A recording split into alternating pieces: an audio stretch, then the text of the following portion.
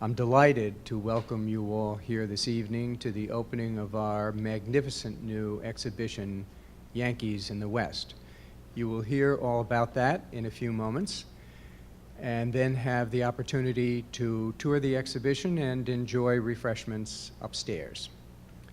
First, however, it is my great pleasure to introduce to you the new president of the Massachusetts Historical Society, Catherine Allgor. Catherine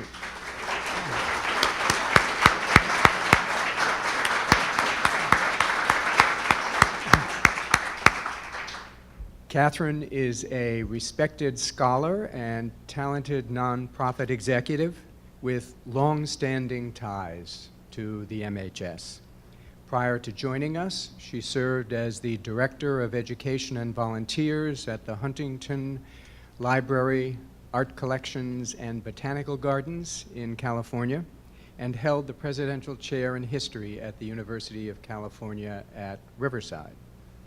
Catherine is a graduate of Mount Holyoke College and holds 2 master's degrees and a doctorate in history from Yale. She is a leading historian of women's lives and gender, and the author of an acclaimed biography of Dolly Madison. Catherine brings enormously valuable skills and experience as she assumes the leadership of the MHS, and we are fortunate to have her as our president. Please join me in welcoming Catherine Allgor to the Massachusetts Historical Society.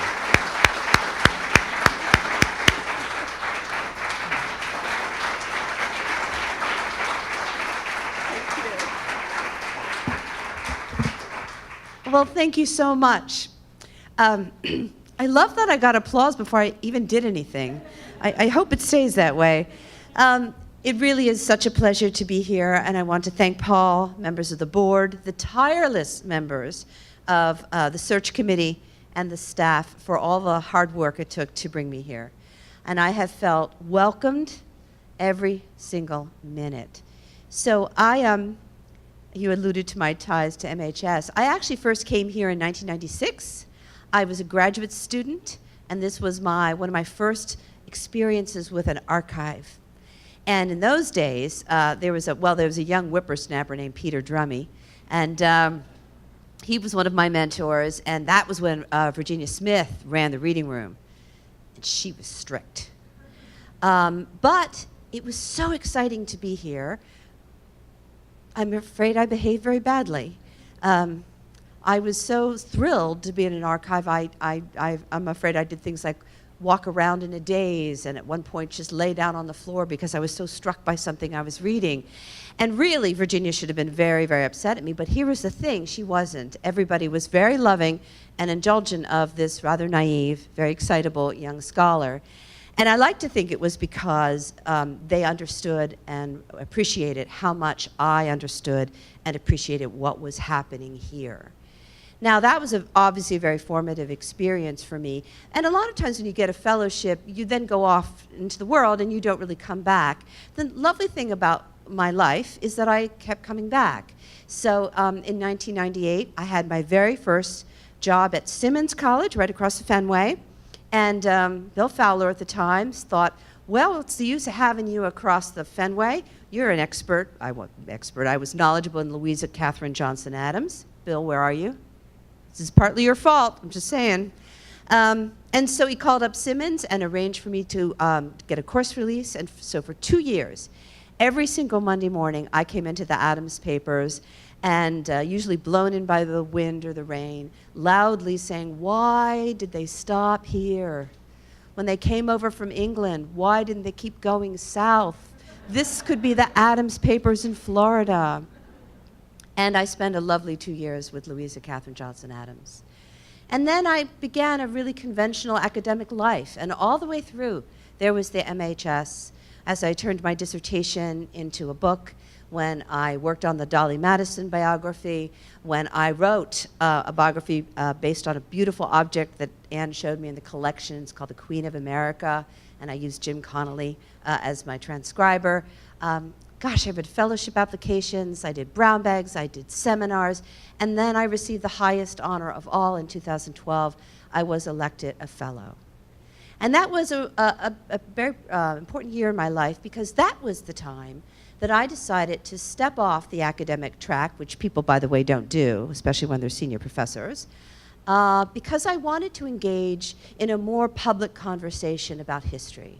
So when you're a professor, I was going to say you talk with your students, but in my case, I talked at my students because I did a lot of lecturing. And you talk to professors and specialists. But I wanted a larger conversation, a conversation that would include specialists and professionals, but could also include curators and librarians and people who are passionate about knowledge and history, like yourselves, and ultimately with the American public. And that really was the impetus for me taking the job at Huntington. It was to get all those skills I needed to be able to do that. I had the scholarly stuff, but I needed the other stuff. And I know this sounds like it sounds what John Adams would call puffery if I say this, but if you had asked me 5 years ago what the ultimate goal was, what was the dream job, it was to be the president of the Massachusetts Historical Society. So when I tell you it seems destined to me, it does. And maybe that's fanciful, but what's real is I feel like I've come home. I also think it's very interesting that this exhibit is called Yankees in the West. I was a Yankee who went west and then had the good sense to come home. So thank you. Now, I do have a job here tonight, and that is to introduce Sara Martin to you. Now, some of you say, Sara Martin? I know Sara Martin. She's the editor-in-chief of the Adams Papers. Why is she speaking to us? And indeed, she is the editor-in-chief of the Adams Papers, having joined the project in 2008 when she was an associate editor. But Martin holds a doctorate in history from the University of Melbourne, where her research focused on community, identity, and goldfields settlements. So now you're seeing maybe why she's the one who's going to lead us through this. She's also a graduate of the Public History program at Arizona State University, where she earned a master's in the history of the American West. And she, as part of her work, edited the diaries of a brother and sister-in-law who traveled overland on the California Trail. So she is our expert in-house. Sara.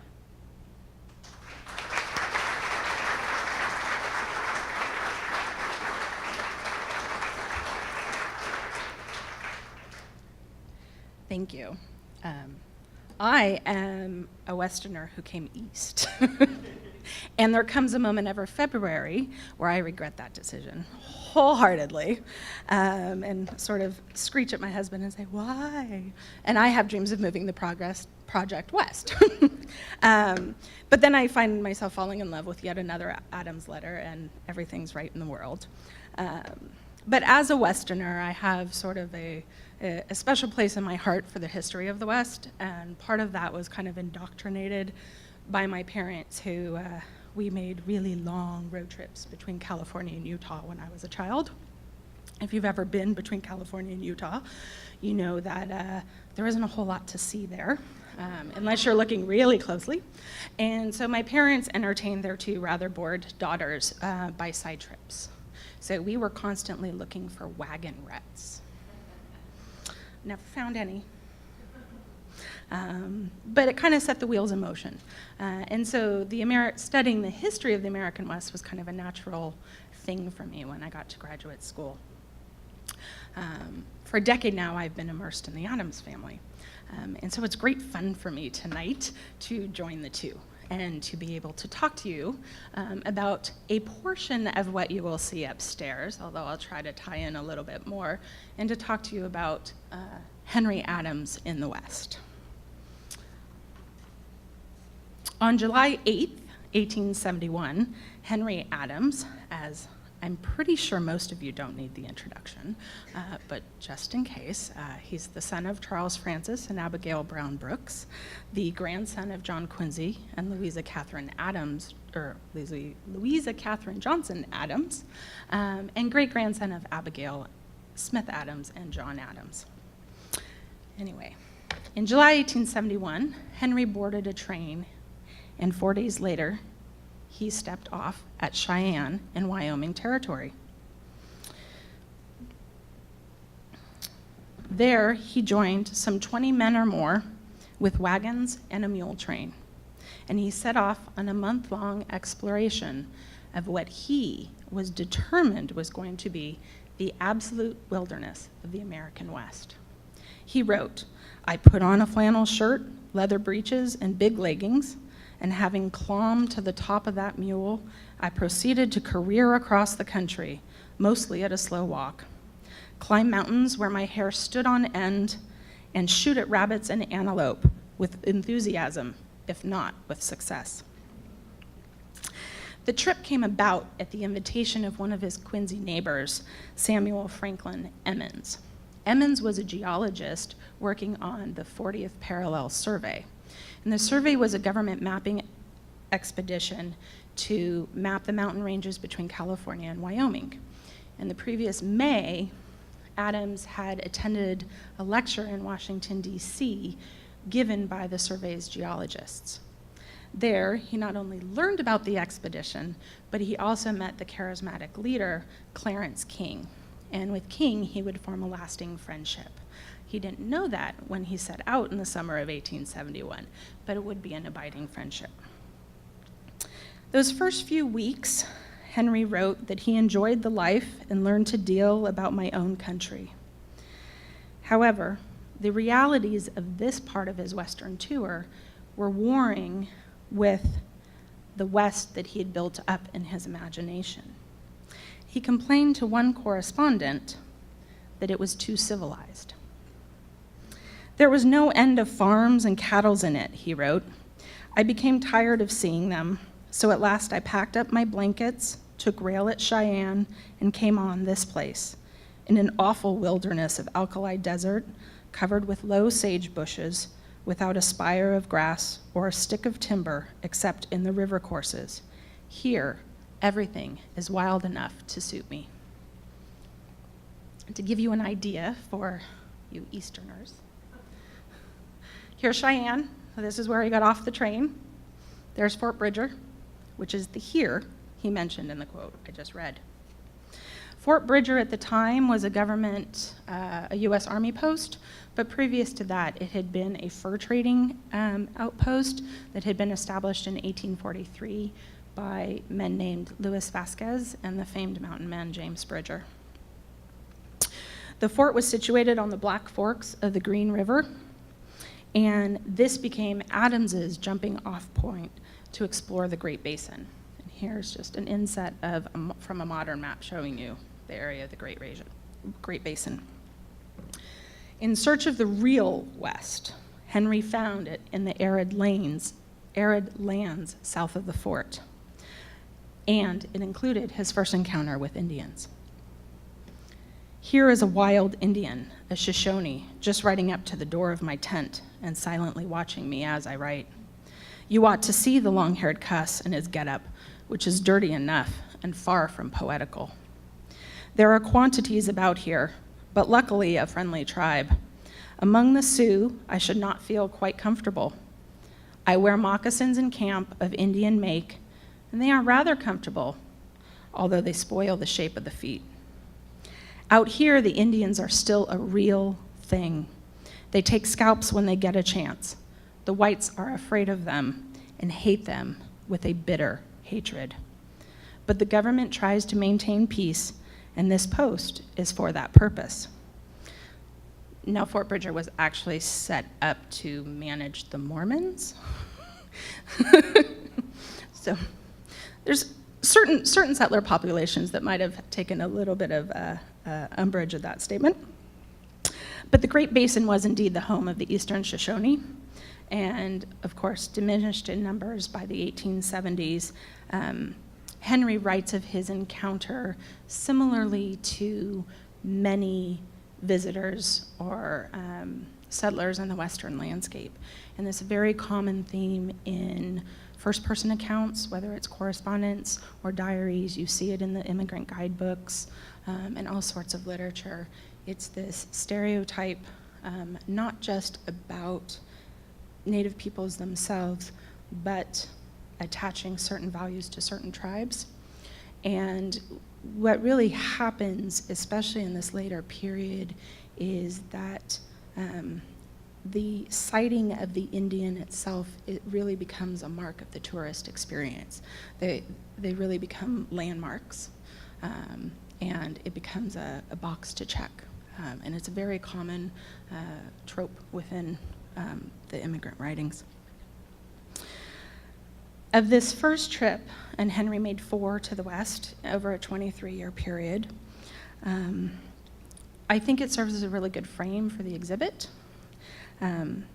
because in both language and form, Henry's response to his travels in the Trans-Mississippi West, but more specifically in the Trans-Rocky Mountain West, were really scripted.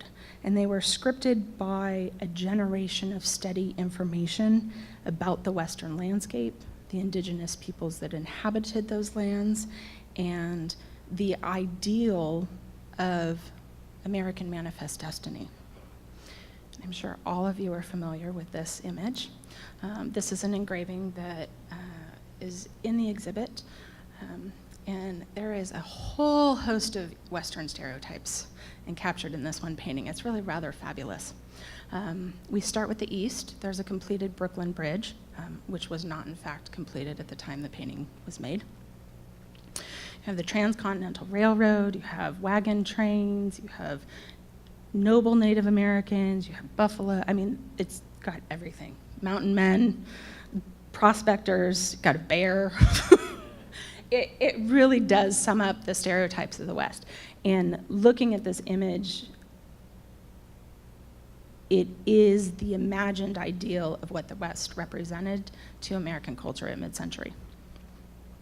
But it came from somewhere, and the early information was provided first by those who sought to exploit Western resources for private enterprise, the fur trappers, the traders who were looking for routes to the east, meaning the Far East. And as that was followed by government reports, government exploration, part of this Manifest Destiny. And as Western immigration catches hold, especially in the wake of the gold rush, guidebooks start to flood the market. And there are still today over 250 extant immigrant guidebooks. Some were faithful records. Here are, whoops, it reoriented itself again. Apologies for it being cut off. Some were faithful records of the trip west, well-intentioned to lead travelers on their way. Others were little more than derivative propaganda, flat-out fictional accounts simply made to turn a penny, often with disastrous results, if you know anything about the Donner Party.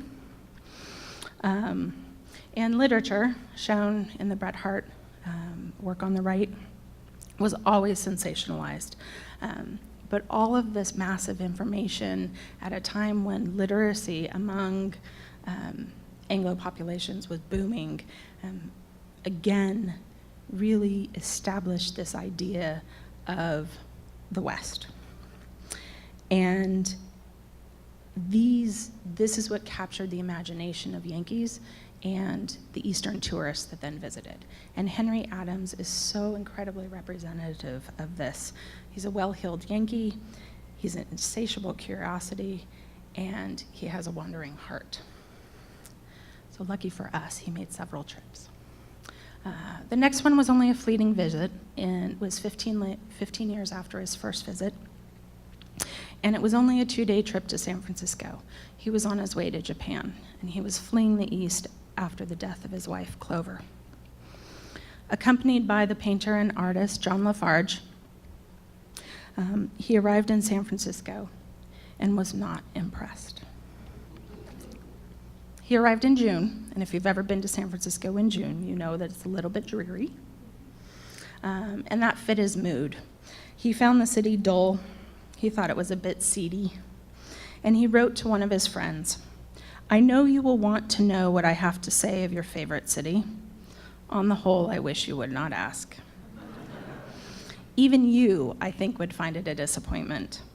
Perhaps the season adds to the general effect, but the city looks to me as if its glories had passed." He passed through again on his return from Japan, and that was in October. Again, if you know anything about San Francisco, October is the best month to visit. It's always beautiful.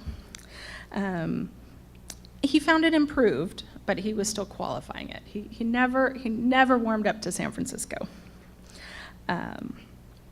He would again visit the city in 1888, so just 2 short years later, and this was part of a larger Western tour. This time, he was accompanied by Sir Robert Cunliffe, who was a friend he had made in London more than 20 years earlier. And he wrote on this trip, and I love this one, "I'm racing by telegraph into wilderness toward Shoshone." And I think, again, it's kind of the verbal embodiment of that manifest destiny painting, right? He's fleeing the East and seeking the freedom of the West. Henry and Sir Robert wandered steadily westward. They traveled 4,000 miles through all sort of scenery and people. They stopped at Salt Lake, and here's an image from the exhibition. It's a little bit earlier than when Henry was there. But tourists or immigrants always marveled at how beautifully laid out San Francisco was. I mean, besides the comments on the Mormons themselves, it's a very steady theme throughout Western literature, is how kind of amazing and also the bountiful resources that were available. It was a critically important city on the overland trails. From Salt Lake City, they visited Shoshone Falls, and Henry described that as hardly yet discovered by tourists. They're located on the Snake River in Idaho, and they were described as early as 1866 as the Niagara of the West. So Henry's perception is a little bit off from the reality. But this idea of being the first or the earliest is a recurrent theme in his writings, as it is with many Western writers. And it's another way that we can see how he's reconciling kind of this idea, this perception of the West, with the reality he's countering as he's traveling.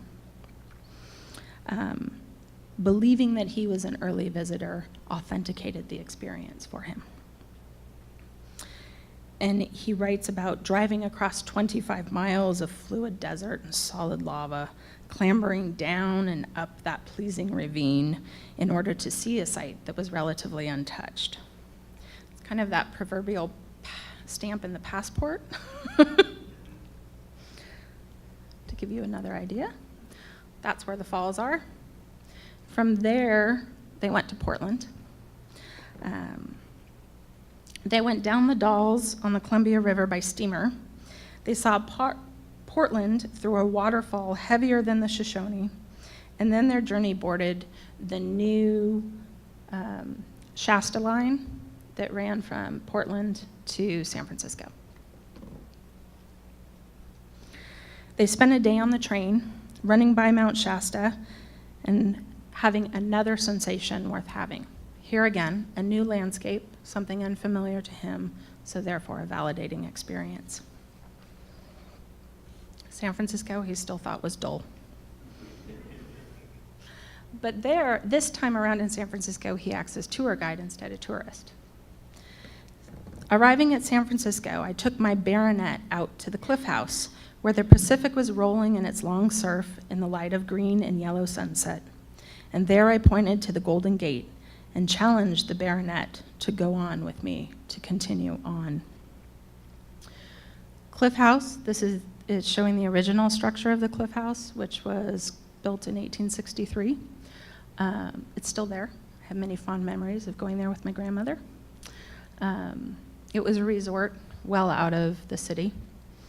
And the Golden Gate, the entrance to San Francisco Bay. One thing he did appreciate about San Francisco was the luxury of the Union Club where he spent the night before they went on,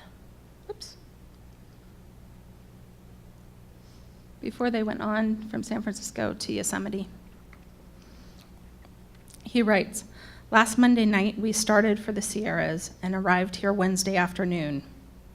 Since then, we have passed a year or two in amusement of climbing the face of cliffs 3,000 feet high and standing on their edge afterwards. This sensation certainly takes away one's breath. Tomorrow we go after the big trees. Another sensation. From there, they went back to San Francisco, down to Monterey, and then to Santa Barbara. And Santa Barbara holds a special place in my heart, too. I went to school there. But he writes this charming letter to his mother, Abigail Brooks Adams, and he says, "I would like to stop here and buy a villa on the hills and grow roses, which would be much pleasanter overlooking the Pacific Ocean." The trip ended when they took the Southern Pacific back across the country via New Orleans. And his final trip, 1894, visit to Yellowstone, about which you'll see an awful lot upstairs. The spring of 1894, he raised the idea of visiting Yellowstone with his close friends, Clarence King and John Hay, neither of whom initially agreed to join him. But he was committed to going on the trip. He engaged Willie Phillips, who was a knowledgeable guide, and Joseph Iddings, who is a geology professor at the University of Chicago. He planned a 2-month excursion, and delays at the start of the trip meant that Hay and Hay's son Adelbert actually joined him. King was supposed to too, but he actually was delayed by the Pullman Railroad strike that happened and never made it. Henry was 56 at this trip and an old hat by this time. And so he starts off one of his letters describing the trip as the usual thing. "We have ridden 300 or 400 miles over mountains and canyons, sliding on snow or bogged in swamp, making 22 different camps with beautiful weather and violent thunderstorms, occasional accidents, and tolerable appetite, living on elk meat and trout." And here's one of those 22 camps. Pictured center is John Hay, and to the left of the screen is Henry. The highlight of the trip for Henry, however, was the Tetons. And this is evident not only from his writings about them, but also from these amazing watercolors. And I love these images. I covet them. He writes about the Tetons. The mountains were really fine. Grand Teton, shown here, is almost a Matterhorn, much the finest of American mountains. I enjoyed them far more than I did the canyons, which are striking enough, especially when you want to get up or down their side and can't. But I never could care much for a hole in the ground. We have an illusion that we are the first white men who ever crossed into the source of the Yellowstone. We did it by climbing up to 11,000 feet and sliding down a mountainside. So again, we have that idea of being the first, of being an explorer, of heading into the wilderness, kind of conquering it and claiming it for yourself. At the end of this trip, one more, and shown here on the right is actually the source of the Yellowstone. At the end of the trip, Henry reported to his brother Charles that it pretty well filled out the outlines for that side of the country, meaning that he had ticked off all the boxes.